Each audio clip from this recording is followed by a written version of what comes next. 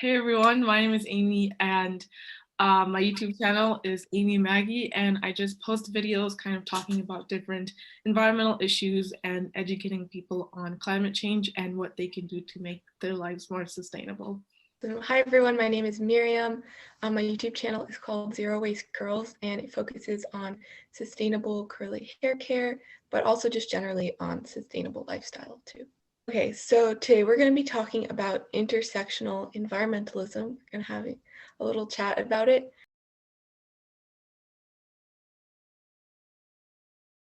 And where do we want intersectional environmentalism to be?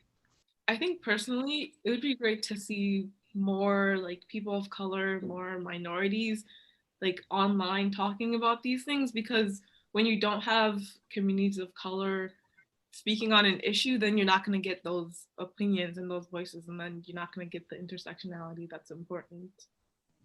Yeah, absolutely. And I think I want intersectional environmentalism to be like the norm, like the default, you know? It shouldn't be something that we have to like go out of our way to be like asking people to do. It should just be like the baseline. And I think I'd also like to see it like across all different kinds of intersections. So like obviously like racism, sexism. I think also thinking about like LGBTQ communities, like there's not a lot of LGBTQ people in the zero waste movement either.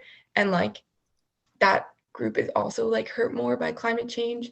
So like all of these different things I think are really important, especially because like as a general rule, like any marginalized group is hurt more by climate change than any other. Like it happens in different ways, but like it's true over and over again. Yeah, I So really yeah, Yeah, to go speak ahead. on that, one of the things that really just makes me really sad is the fact that when we talk about climate change, it's like something that's gonna happen in the future. Like when we're grandparents, that's when climate change is gonna come. But it's something that's happening right now, and especially a lot of island nations are going underwater, and they are going to like in the near future they have to move because their islands are sinking. But it's almost like we don't care because it's not happening yet. In fact, actually, it is happening here. Like Texas is in like a Yep. snowstorm. That's Yep. 100% climate change. And I really wish we talked about climate change as if it was something that's happening now, because it is. And also just when it comes to like talking about intersectionality more, just so talking about intersectionality outside of just race, I think another important thing is talking about inclusivity when it comes to sizing. Shell Bizzle, which is one of my favorite I sustainability. love her. Yeah. Yeah, she's the best. I know she posted a video where she was talking about how it's hard for her to find sustainable clothing brands to try out for her channel because she's plus size and a lot of them don't make clothing for her. And I just think that's a shame where you have someone like her who wants to be sustainable, but she literally can't buy the clothing that are more sustainable. Yeah, I think that's so important. And also, so like, I'm not plus size, but like, I am someone who has like dealt with an eating disorder. And so, like, I so agree that like the insanity of the way like fashion just like warps everything is like so wrong. And yeah, I really wish there were more like plus size inclusive, sustainable brands. But also like she is one of the most fashionable YouTubers I watch. Like she always has Yeah, such great clothes. her So, aesthetic. like I don't know, she's pulling it off somehow.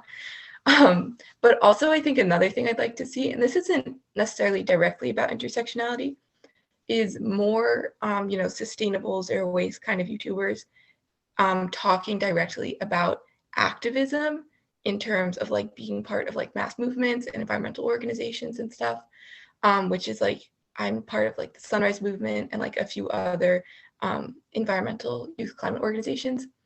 And like I don't believe we can ever solve the climate crisis if like we don't also participate in our kind of organizations and stuff.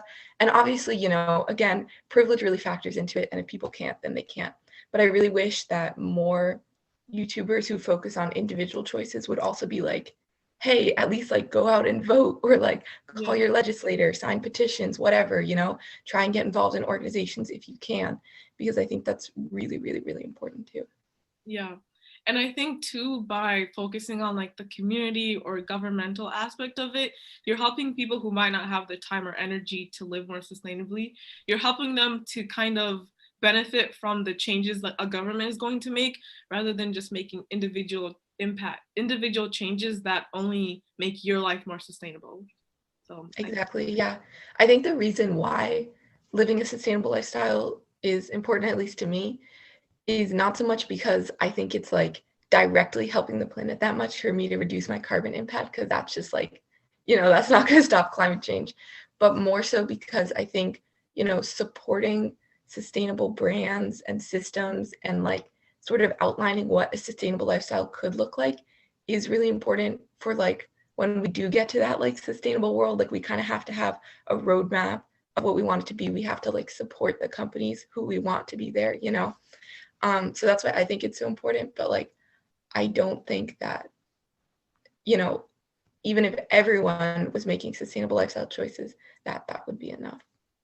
yeah, I think it was like what 500 corporations or something make most of the environmental impact worldwide. So individual actions are important, but it's a place to start and not where we should be ending. So that's why I really love seeing that a lot of sustainable YouTubers over the years have kind of gone away from like the zero waste jar and just videos on how you can be sustainable, and have instead started focusing more on how you can make an impact in your community. So I know Sustainably Vegan is especially someone who I follow a lot, and I've seen her over the years. She's started to talk more and more about how you can make an impact outside of just like a zero waste jar. So I think I really like seeing that, and I'd love to see more of that. Yeah, for sure.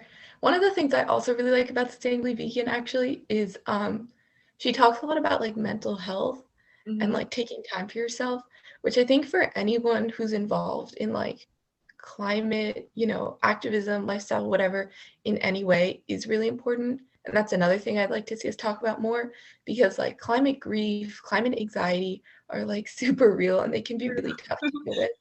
Yeah. So like for sure, I think that's something like that sort of mental health aspect and like taking care of yourself is really important to talk about too. Yeah, for sure.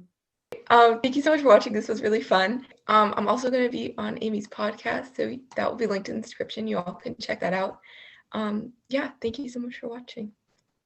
Yeah, thank you so much. I definitely enjoyed having this conversation, and that's actually why I started my podcast, because I love talking to people about sustainability, and there's not enough people in my personal life who care about talking about these things. So that's why I wanted to start something where I can just chat with people about the environment online. So you guys are welcome to go check out the podcast, and thank you so much for listening.